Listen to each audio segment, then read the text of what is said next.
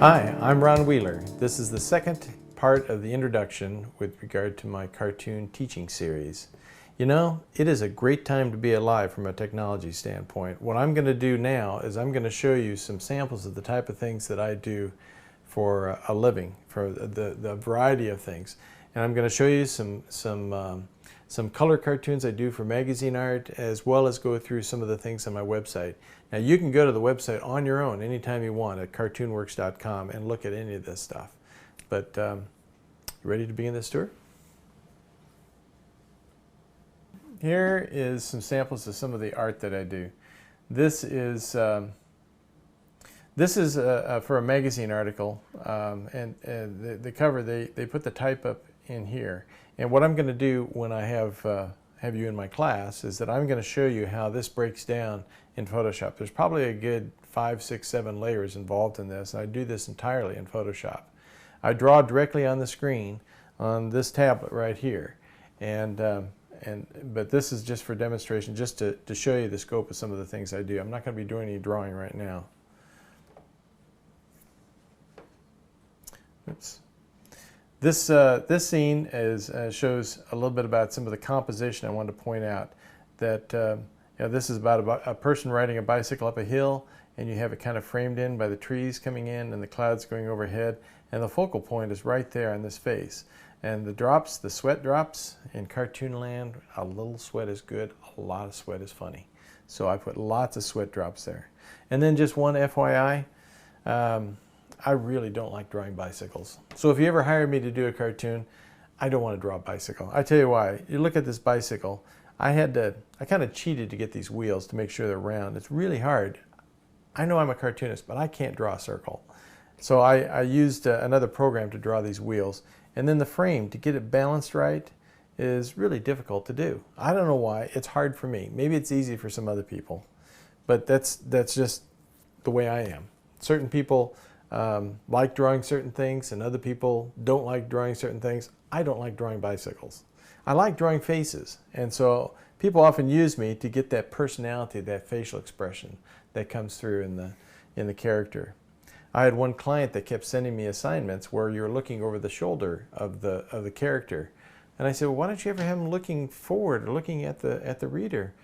And she says, well, I don't like drawing faces. But I said, you're just doing the layout. I'm the one drawing the faces. Let me draw more faces. So she ended up changing. So we all have our prejudices and our abilities to do things, certain things. This next one, as I mentioned, being a cartoonist, there's something we call spiritual battle. And that is that what we see of a person isn't always what's going on. Sometimes there's a battle going on beneath the surface. In fact, there's a Bible verse that talks about, for our struggle is not against flesh and blood, but against the rulers, the powers, and the forces of this dark world in the heavenly realms. Therefore, it says, put on the full armor of God. So this was an article that dealt with that kind of an issue. This one depicts what it's like to go to church, a new church, for the first time. And you have everybody looking at him. This one's frowning, this one's gossiping, this one's flirting, and this guy's picking his nose right here. So it wouldn't be funny if there wasn't somebody picking their nose. And so everybody in this picture, they look very intimidated. And sometimes we forget that's what it's like when we go to a church for the first time. This is one of my favorites. This was on an article about how teenagers sometimes feel like ugly chickens. And so I drew a teenager, and I drew an ugly chicken. Actually, I started out this assignment, I just did the ugly chicken. And the designer, the art director, says, well, you can't just draw the chicken. You have to draw the teenager. So then I had to make sure the teenager looked like the ugly chicken. So it was a little bit of a challenge in that regard.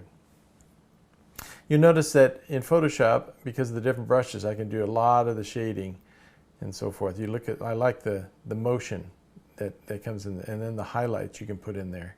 I do this all with a stylus on this tablet. And this is what it's like when somebody blows their stack. Sometimes that's me. Things don't always go the way I want them to go. And this is this was an article about somebody's garage being so full. So I went down and looked at my own garage for inspiration. But I tried to make sure that every object on here meant something. That you could clearly see that's a hammer. It wasn't just junk or lines flying out. This is a beach ball back there. And also there's lines.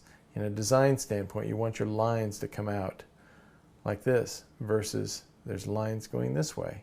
So you have this kind of lines going both directions, fanning out in two different ways. And of course, the focal point once again is the face. And I made sure there was no clutter around this guy's face so you could clearly see it. And this is what my wife's world sometimes feels like. She'd like to take a clicker and just delete everything. And her schedule's busy. I'm falling off the roof trying to paint. The computer crashes. The food's boiling over. The baby's crying. Food is spilled on the floor, and the dog's making a mess. So that was what this article was about. This is one of my favorites. This was a cow, a happy cow, a fat cow. And a lot of times, sometimes the assignments I get are just really simple, really simple. They're simple for me. I love putting personality into it. There's something about cows that are just naturally funny.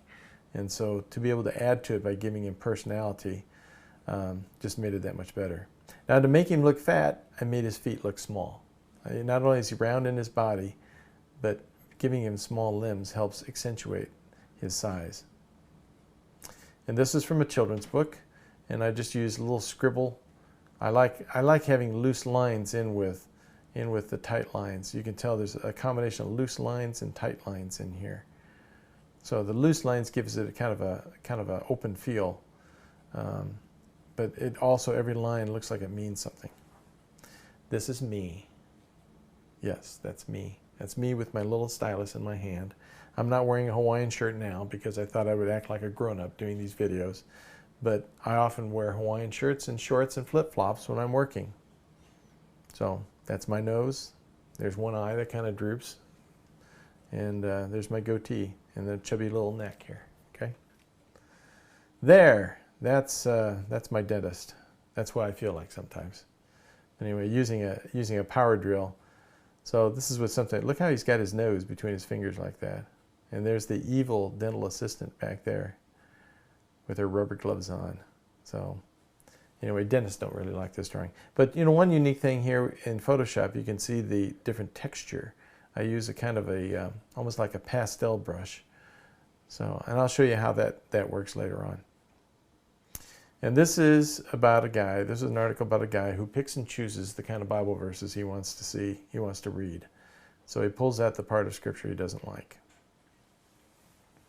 And once again, I like doing the shading and the highlights in here on the face. And this was a dog that's too noisy, that yaps a lot. Now this one, I used a little different drawing technique. I did this for a magazine illustration, but I think I would do it similar to how I've done the others with more of a textured coloring. This kind of style works well for curriculum. It's a series of flat colors. Like this kid has a yellow shirt, but the highlights, the top part of the shirt are white, and the bottom parts of the shirt are kind of a gray-green. And the same with like this woman's pants. There's kind of a light pink, and a dark pink. So these are a series of flat colors. The hair, there's a light brown, a brown, and a dark brown. And the facial tone, there's white for highlights, there's the flesh tone, and then there's the dark flesh tone. So it works really good when you have, that style works really good when you have a lot of little objects like curriculum. That's something that's going to be tucked in amidst a bunch of words, or in something that's maybe 1 inch square or 2 inch square. This kind of coloring works best with that type of thing. And this is, I love drawing frustration. It relieves so much frustration in me when I can draw frustration. But this one, once again, look at the composition, how it all kind of circles around this guy's face. And it was obviously a story about somebody having printer problems. And I changed the angle of the printer. I didn't make it just straight up and down. I have an angle going this way with the tabletop, an angle this way with the cord, angle this way with the printer, and yet it all comes in balance here. And even the start buttons, they're kind of ovals in different directions, and this little slot, whatever it means, is kind of at an angle.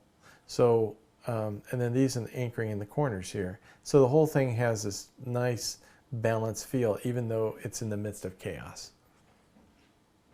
Now this is a children's book I illustrated, and this is one of several children's books I've gotten to illustrate.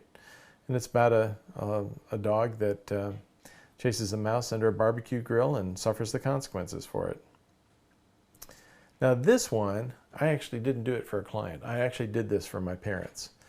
And I found that they were writing their grocery list on little scraps of paper and leaving it on the counter. And I thought, it'd be a fun Christmas present if I gave them their own grocery list.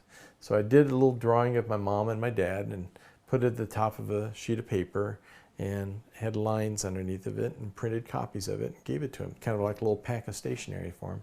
And then I had it all numbered, each line numbered, so they can put their groceries. And at number 1, the very top of the list, I put prunes. You know how old people like prunes. And let's see, this one, well, this was done for some Vacation Bible School art. It was an assignment to draw bugs, and they gave me a variety of bugs to draw. And the reason why I feel like I get this job, or I got to do this gig for, I guess, 20 years or so, and they'd use me every year, is because whatever their theme is, I'm able to put personality into it. So it's a ladybug, and it has accurate features of a ladybug, whatever this antenna and this little yellow spot and the white spot. Those are all on ladybugs if you look at them carefully. But I made sure that there's a personality that comes through on this. As I said before on the previous intro, whatever you put your heart into it, it's going to reflect what's in your heart. So I'd like to think that I've got a whimsical feel in my heart that gets reflected in my work. Here's another children's book. Now this is a completely different type of dog on this one. The other dog, a couple of panels ago, that's more realistic. You can tell that's a Westie, okay? This dog here, you don't know what that dog is. And he's wearing glasses and I don't know, but it's more of a fun type of a book, and it's the type of things I do, the characters I do, they range from being not quite realistic but having a personality to them, but realistic enough so that the cartoon characters have credibility, to the extreme of being just completely silly and cartoonish.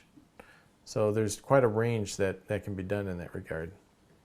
Now this one, as I mentioned, personality that comes through. This was for a children's book about a little girl, and her dad is off to war and how she occupies herself while he's gone.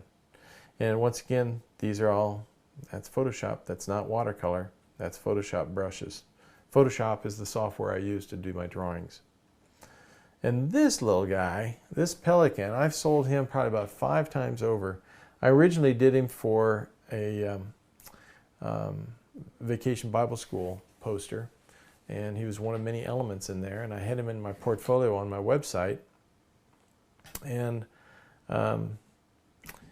then he somebody noticed him and they wanted him for a restaurant. Then somebody else noticed him and they wanted him for some kind of craft thing sold in Florida. And another person noticed it and they wanted him for their website in Marina del Mar in California, or Marina del Rey, whatever it is. Anyway, this little guy's been sold many times over. So sometimes that personality comes through and it really catches fire with different people. This gives you an idea of some of the artwork that I've done for different magazines and books and curriculum, that sort of thing. Next, what I'll show you is an overview of my website that you can visit on your own at cartoonworks.com. And I'll show you a lot more things that shows you the scope of the type of things that I do.